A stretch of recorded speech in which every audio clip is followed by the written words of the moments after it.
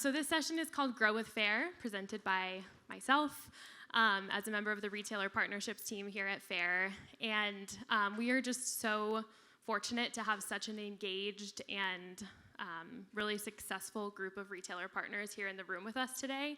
And I think it would be in total oversight to think that I could educate all of you on how to successfully run and grow your businesses. That's what you're doing day in and day out, and you're experts at it. This portion of the session is more geared towards research and findings that Faire has had as a company that we just want to share with you that really reinforce the work that you're already doing, as well as a refresher on just some different tools and kind of operational tactics that you can access through Faire. So we'll kind of get into the agenda, start off looking at broader industry trends, then kind of how that narrows down to like you specifically in your community here in Denver or in Colorado. And then we'll end on more tactical refresher of different tools that live within your account on Faire. So getting into it a little bit with industry trends, in 2023, small and medium-sized businesses represented 44% of America's GDP. So when you think about what this looks like on the dollar, every dollar spent at a local business, 60 cents on the dollar stays within that local community, contributing to local causes, families, local businesses.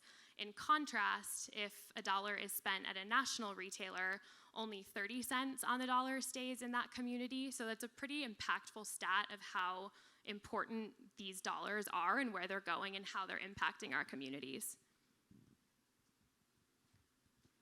So on this slide here, I've referenced Forerunner's 2024 Consumer Report. Forerunner is an organization that Faire looks to as a consumer trend report insights partner.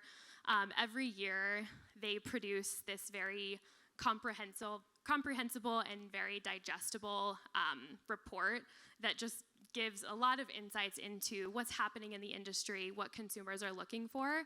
It's accessible to everyone online if you want to dive in and like get more of the details there.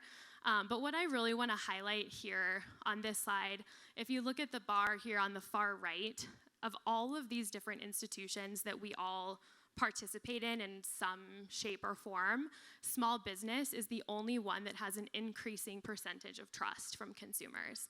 So this is pretty impactful when you think about everything that you all in the room are doing to like change this and for consumers to be shifting their trust towards small businesses. On this next slide here, you'll see another visual. Their research suggests that there is a huge shift towards interdependence, so that you can kind of think of this as like a shift away from the more like COVID, post-COVID era of a lot of remote, virtual events, a little bit more like independence or isolation, to really wanting to see this intersection of engagement and relationship. So that means like connecting with your community in person and having third spaces outside of home, or a lot of, for us, may be like working from home, so you don't have that third space to go to where you feel like you're connecting with your community. So now more than ever, all of you in this room and independent retailers and small businesses really have the opportunity to create that third space, very much like where we are today in Huckleberry Roasters, to give people that connection that they're looking for. So the majority of Americans are willing to spend more, on average $150 more a month, to keep their main streets thriving. So this quote here is pulled from some research that Faire did in partnership with Wakefield. We just published this research. It's called How Independent Retailers Can Tap into the Desire to Shop Locally. So it's pretty impactful. I definitely recommend checking it out on the Faire Learning Hub blog if you want to like get into more of kind of the nitty-gritty there. But it's such an impactful stat when you really think about how much more people are willing to spend to shop locally versus ordering something from a big box, online, national retailer. 63% of Americans are willing to spend more at local stores, and nearly 80% of consumers said that they're willing to travel half an hour to make a purchase in a local store versus just buying something online. So pretty wild stats that we found there. When you kind of think about, if you want to click to the next slide, how this funnels down, like thinking broader industry, what consumers are looking for, this huge shift towards local business, and then what does that look like here in your store, on Tennyson Street, in your community, and how can you really kind of like leverage with this wind at your back of like, let's get that dollar and continue to see this scaling of independent retailers. I'm going to set some of my note cards down because it's hard to hold both at the same time. Okay, so kind of getting into the how of that. So obviously connecting you with your customers is a huge part of that. Our research found, if you take a look at this visual here on the right-hand side of the screen, how do customers engage with your staff while shopping? All of these are over 63% or higher, which is a pretty high percentage of the foot traffic that's coming through your stores that are wanting to engage or already engaging with either you or a member of your team. I think this 84% stands out to me as like pretty wild, that they come to your store because they're familiar with you or your staff and they want to have a conversation. I think that's something that can probably easily get lost in just like the busyness of the day-to-day, and really making sure that you and your team have time for those like less transactional conversations and really taking time to connect with them. The stats show that they want to be there for those types of conversations. Another way to kind of think about giving your customer a voice outside of just like general connection is directly asking them what they want and not being afraid to kind of give them a voice of how they can influence what you're doing. Recently, I was working with a retailer who shared an example. She had been in business, I want to say, for about 2 years, and she did a QR code campaign where she ran the QR code for 2 weeks, and the incentive was $200 to participate in the survey, and it was 2 questions. What brands do you want to see in my store, and what products, like specific products, do you want to see that I don't already have? And with the $200 gift card incentive to enter, she got 300 responses from customers, foot traffic, like people passing by, which is pretty wild and a cool way to say like, hey, I'm here to hear from you. And I think the QR code, like gift card incentive, is a pretty low lift way to give people that voice. The last one I want to touch on here with just connecting with your customers is leveraging a newsletter. So this is something for me, when I kind of first heard about this, it didn't feel super top of mind. I spoke with one of our retailer partners based in New York who has 7 locations, and then another one in San Francisco that has 2 locations. They have both said that their newsletter is like their biggest loyalty driver and sales driver of all the different kind of tactics that they're utilizing. So she gave me like a couple different kind of pointers on what success can look like there. One being using customer segmentation, so the email marketing tool that she utilizes, she segments between like recent subscribers, recent shoppers, sale-only shoppers, VIPs are like more loyalists, people that are in the neighborhood, and then tailors each newsletter campaign to each of those different cohorts. And so they get kind of different tailored messaging based off of the types of kind of like where they fall in that bucketing. And then lastly, on the newsletter piece, she recommends doing 1 to 3 campaigns a week, and then centered on different things. She kind of thinks of it more as like a Substack or a brand marketing story versus like abandoned cart reminder or we're having a promotion. Like there's a place for that, but doing a newsletter that's all about like behind the scenes lifestyle, here's the story of a brand that we just brought into the store, upcoming events, those types of things. So some kind of unique pointers there on different ways to leverage that to really connect with your customers. And then moving on to the next slide. This is probably where I imagine a lot of you in the room really thrive, is taking then from connecting with your customers to connecting them to your actual physical spaces. So we see this obviously through events. This is not revelatory for anyone in this room, but I think the research here is super interesting. So the research shows that 45% of shoppers said their ideal main street would have shops that host interactive activities like a pottery class or a painting class, candle making, like a sip and shop. So those are the types of events that consumers and shoppers are really looking for and would love to see in their communities.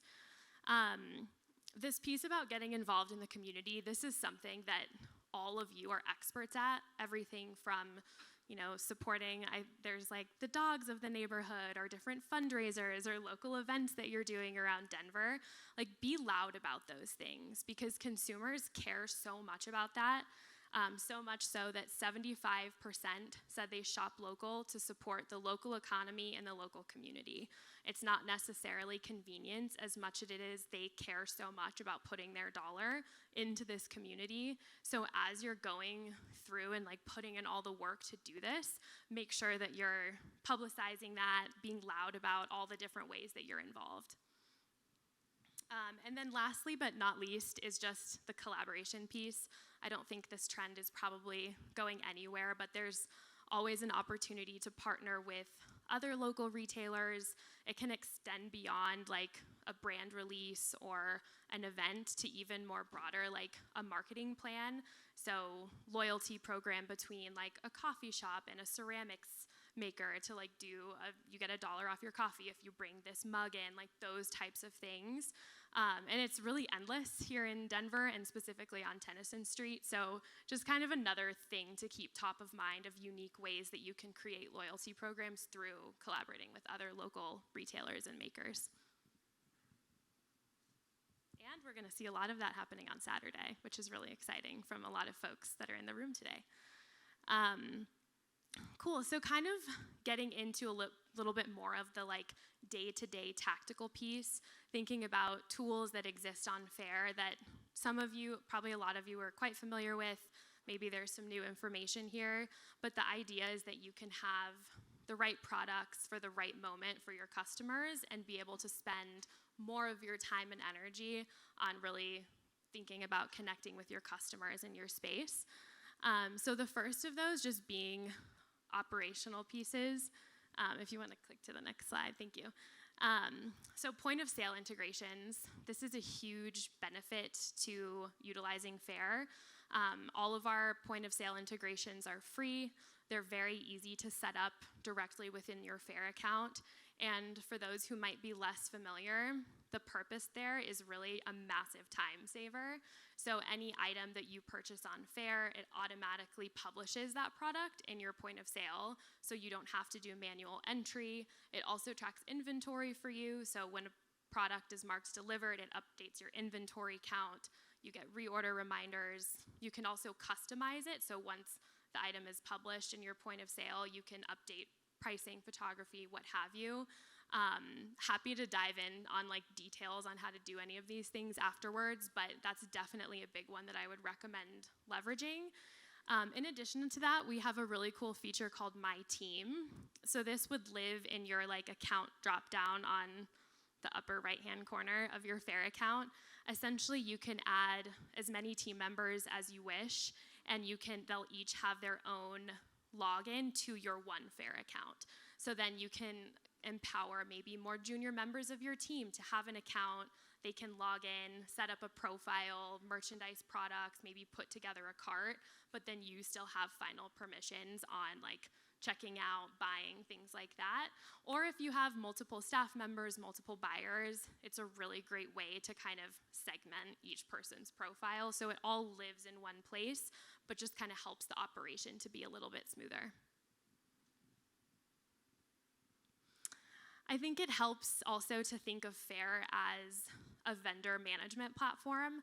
So there's some different tools that live within your Faire account that go beyond just discovery and purchasing products. One being the boards feature. It's always surprising to me when people like learn about this. It's kind of like a Pinterest experience. So you can create as many different boards as you want for a different season, different color, collection, what have you. And then as you're browsing through Faire and shopping and do the little like heart icon on the product tile, that product will then save to any board that you decide. So it's a really great way to kind of like as you're scrolling on the app or doing whatever, you can then go back and see how all of those items are merchandised in one place and kind of pick and choose what you want to buy and purchase. And then in that same vein, the My Brands page is kind of where you can think of all of your vendors or vendor management tools living. So any brand that you're purchasing from or any brand that you have followed on Faire, they will live on that My Brands page, and you can quickly go there, and it's like a snapshot of who you've purchased from in the past, like what new products they've put on Faire since the last time you logged in, or different promotions that are available. So it's kind of your like hop on, see everything in one place. You can see items you've recently ordered. So it's just like a quicker way that you can easily reference all the different vendors that you're managing. And then lastly, filtering. This is a huge tool that if you're not using it, you probably already are, I imagine. You can really drill down into kind of what values matter to you in the products that you're looking for. So everything from order minimum from the brand to brand value, like women-owned business. There's also features doing like local retail. You can search by state. So a lot of different things to drill into there. And we're also in the process of rolling out, it should be available to almost everybody at this point. You can toggle on, keep filters on, so that no matter where you navigate on Faire to different categories or collections, your filtering will always stay on. So it's like a very kind of specified way that you can hone in on your search on Faire. And last but not least, financial tools. So net 60 payment terms is massive. I think even a lot of our retailers that are very established, multi-location, use net 60 payment terms. And essentially, it's zero financial obligation. It's delayed automatic billing. So from the time the order ships to you is when that 60 days begin. So you can kind of think about it as like you have 50 days with product on your shelf in front of your customers, seeing if they like it, if it resonates with them, and then your automatic billing cycle will begin after that 60-day or on that 60-day mark. So it's a really great way that you can start cash flowing before your invoices are due on the products that you have in your store. And then within that too is our 60-day returns. So I like to think of this as kind of a try before you buy. So any new brand that you order from on Faire, you have 60 days to touch, feel, see, have your customers touch, feel, see the product before one, invoices are due, and you have free, no questions asked returns within that 60-day window. And if you're set up on payment terms, then basically the process that will happen is if you process a return, it's just a couple clicks within your account, and then that item is knocked off your invoice before you ever pay for it. So you're not going through the accounting process of like paying for a product and then processing a return. So some super helpful tools to utilize there. And then kind of wanted to end on more of like a fun note. So Faire publishes every season a trends collection post. So this is based off of all of the different search data that we have on Faire from retailers and what they're searching. This one is hot off the presses. I think they published just about a week ago for all of the trends and things that are in for summer. Florals, not a huge surprise there. Always a great summer trend to have. I think the tennis core, the casual aesthetic is really going to be an uptick, kind of like a shift away from the more like pickleball trends that we've seen in the past. I also feel like I saw someone with a really cute like tennis outfit that's in the room today. I don't know where you are, but it was very like on brand for the trends. I thought the expressive accessories was also really fun. This is kind of more in vein with like customizing your clothing and the kind of like 90s grunge apparel look. The Swedish candy is everywhere. If you haven't seen it on TikTok, it's like blowing up. This is a very hot trend as well. So I would definitely recommend diving into this more on our Learning Hub. There's a lot of different references to brands that you can purchase the trends from, kind of more details on like key search words and things like that. So lots of fun info to get into there as well.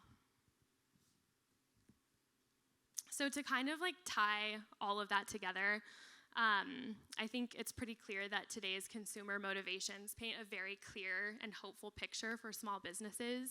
When you look at this research and all of these different ways that you all are really setting yourself apart from a national retailer, it's not surprising that we're seeing such a shift towards this desire for small businesses and shopping local. It's pretty remarkable to think about like how much this goes beyond, and kind of even what the panelists were talking about. It goes beyond just retail or business. It's really the fabric of our communities and our neighborhoods, and it's changing why people want to live in Denver, and that's like the work that all of you are doing. So it's a really powerful opportunity to leverage what consumers want and how to get them the right products at the right time, and then using that as a growth mechanism for your businesses. So hopefully that's some kind of helpful insights to wrap up on, and really want to celebrate all that you in the room are doing to achieve that.